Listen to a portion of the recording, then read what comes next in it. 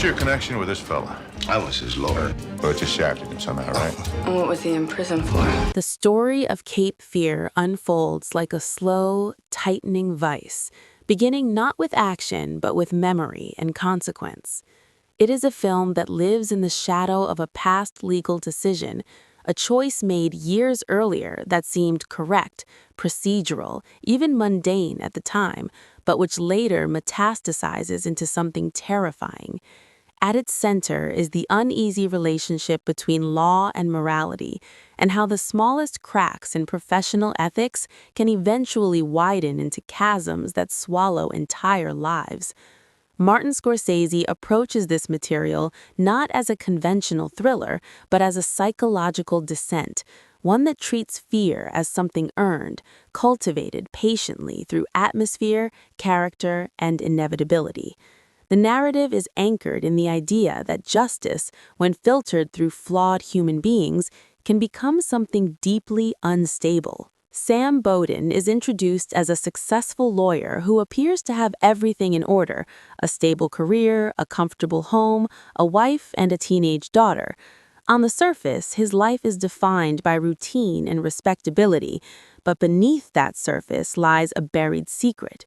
Years earlier, Sam defended Max Cady, a man accused of a brutal crime. In the process of that defense, Sam made a choice that benefited his client's conviction rather than his acquittal, withholding evidence that might have reduced the sentence. At the time, this decision was rationalized as a moral correction, a way of ensuring that a dangerous individual remained behind bars. The film does not rush to judge this act. Instead, it allows the audience to sit with the ambiguity, to understand how easily ethical lines can blur when personal judgment overrides legal duty. When Max Cady is released after 14 years in prison, the film's tone shifts subtly but unmistakably.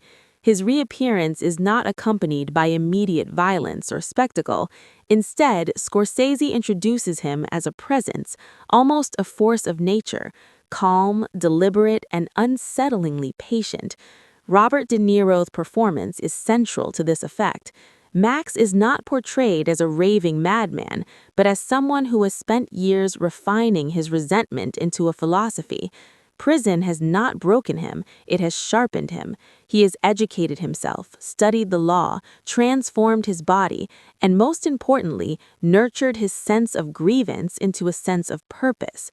His obsession with Sam Bowden is framed not as revenge alone, but as a twisted quest for moral balance, a belief that Sam must suffer for having taken something from him. As Max begins to insinuate himself into the periphery of the Bowden family's life, the film emphasizes restraint.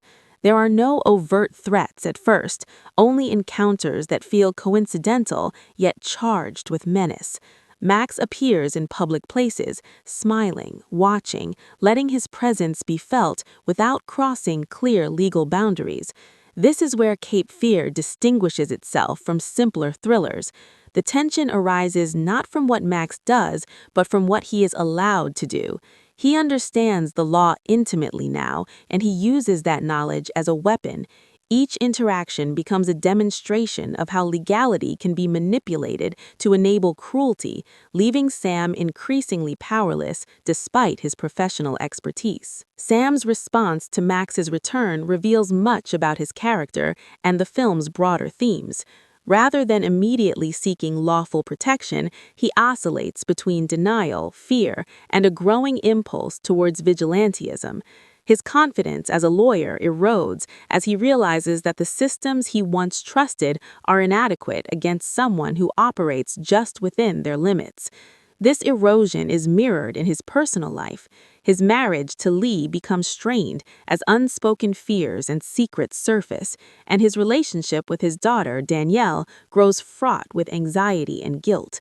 The family home, once a symbol of stability, begins to feel like a trap, its walls unable to keep the threat outside. Scorsese's direction underscores this psychological unraveling through stylized visuals and an oppressive atmosphere. The camera often adopts uneasy angles, shadows loom unnaturally large, and the familiar becomes distorted. Bernard Herrmann's score, adapted from his earlier work, reinforces this sense of doom, its swelling, ominous themes suggesting that fate itself is closing in. The film feels almost operatic at times, heightening emotions without sacrificing realism. Every scene involving Max carries an undercurrent of unpredictability, making even mundane moments feel dangerous. Max's interactions with Danielle mark a particularly escalating, disturbing activation. Without resorting to explicit depiction, the film conveys the profound violation of boundaries and trust that defines his behavior. These scenes are less about physical acts than about psychological domination, illustrating how Max exploits innocence and curiosity to assert power. For Sam, this represents the ultimate failure, a confirmation that his past decision has endangered the very people he sought to protect. His guilt transforms into desperation, and his attempts to confront Max directly only deepen the sense that he is outmatched on every front. As the narrative progresses, Cape Fear becomes less about cat-and-mouse mechanics and more about moral collapse. Sam's efforts to use private investigators, intimidation, and even physical violence against Max reflect his abandonment of the principles he once upheld. Each step he takes away from the law brings him closer to the man he fears, blurring the distinction between protector and aggressor. The film refuses to offer easy catharsis in these moments. Instead, it frames Sam's choices as tragic, born of fear rather than heroism, and laden with consequences he cannot control. The latter half of Cape Fear intensifies its focus on inevitability, transforming the story from a psychological thriller into something closer to a modern myth about retribution and moral reckoning. By this point, Max Cady has become less a man than a symbol, an embodiment of the consequences Sam Bowden tried to bury. Every legal maneuver fails, every attempt at intimidation backfires, and the sense grows that conventional solutions are no longer possible.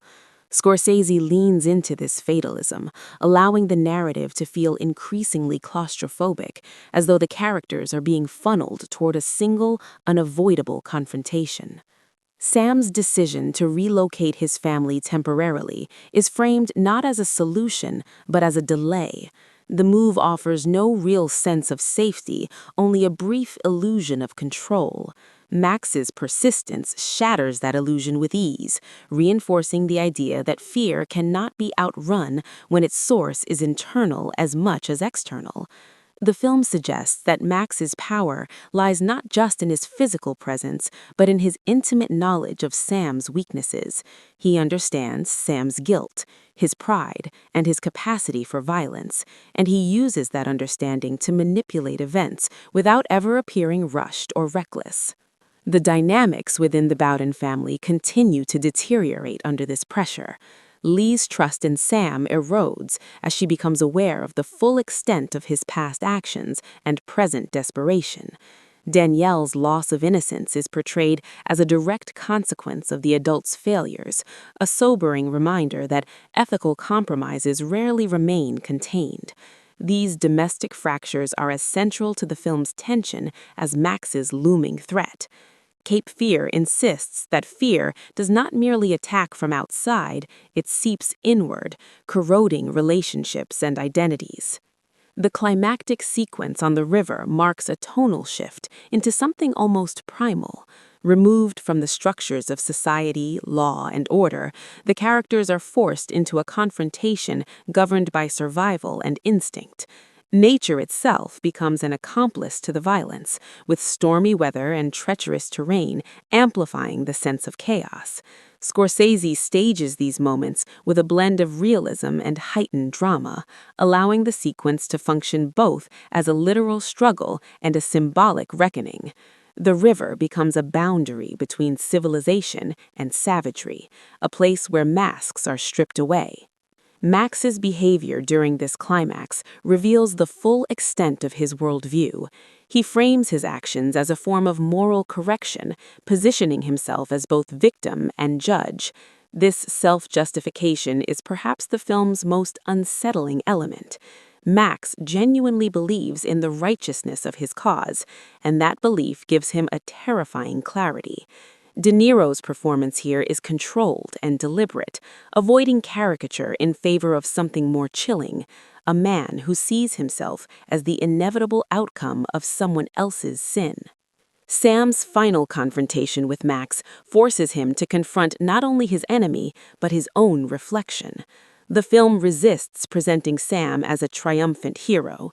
His victory, such as it is, comes at a profound cost, both physical and psychological. The resolution does not erase the damage done, it merely halts its progression. In this sense, Cape Fear is less concerned with restoring order than with acknowledging loss. The family survives, but they are irrevocably changed, marked by an experience that has stripped away any illusion of moral simplicity. In its closing moments, the film invites reflection rather than relief. The threat is neutralized, yet the questions raised remain unresolved.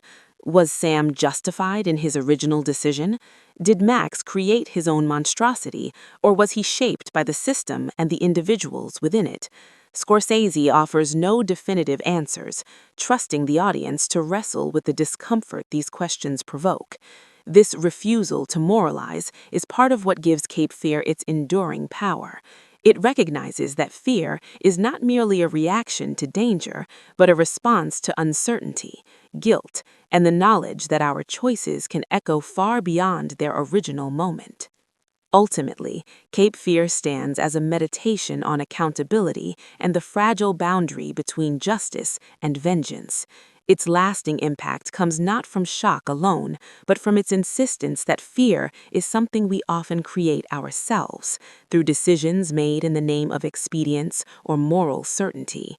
By the time the film ends, the audience is left not with the satisfaction of closure, but with a lingering unease, a sense that the most frightening aspect of the story is how plausible it feels.